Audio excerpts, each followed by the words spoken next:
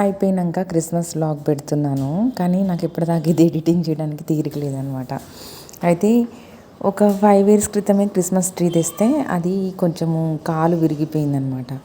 అయితే నేను అసలు ఏ డెకరేషన్ ఐటమ్స్ తేను అంటే మళ్ళీ తీసుకురండి అందరూ ఎగ్జైట్మెంట్ వేరు, ఫీలింగ్ వేరు అంటే తెచ్చానమాట.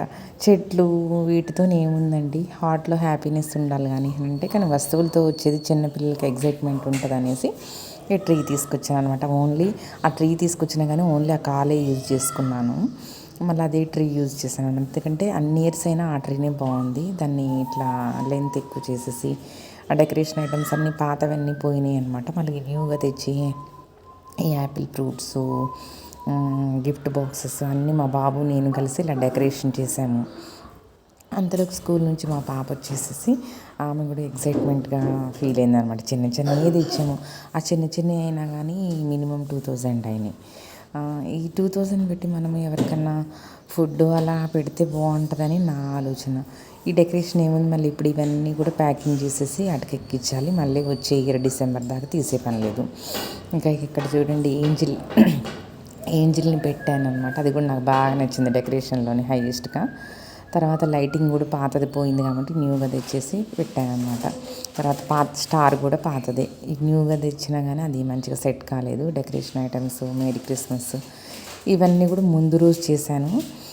ఈ క్రిస్మస్ రోజంతా ఇది హడావుడి.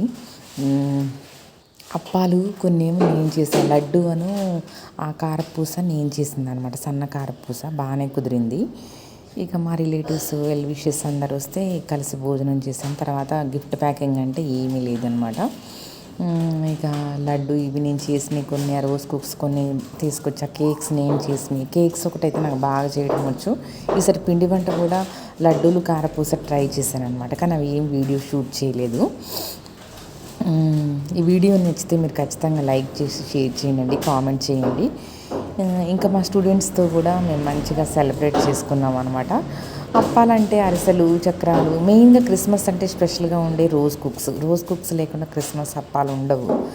నా చిన్నప్పుడు అయితే క్రిస్మస్ అప్పుడు లడ్డూలు, రోజ్ కుక్సే ఎక్కువగా చేసేవాళ్ళు అనమాట మా వాళ్ళ ఇంట్లోని. తర్వాత చూడండి ఎంత మంచిగా డెకరేషన్ అంటే, ఇదేం మా స్టూడెంట్స్తో చేసిందనమాట. ఆ బ్లూ కలర్, రెడ్ కలర్ అనేది మా పాప చేసింది. తర్వాత ఈ డోర్కి చిన్నవి డోర్కి అంటించాను అనమాట డెకరేషన్. ఆ గ్రాసరీ, గ్రీన్ రెడ్ కాంబినేషన్ చాలా హ్యాపీగా ఉంది.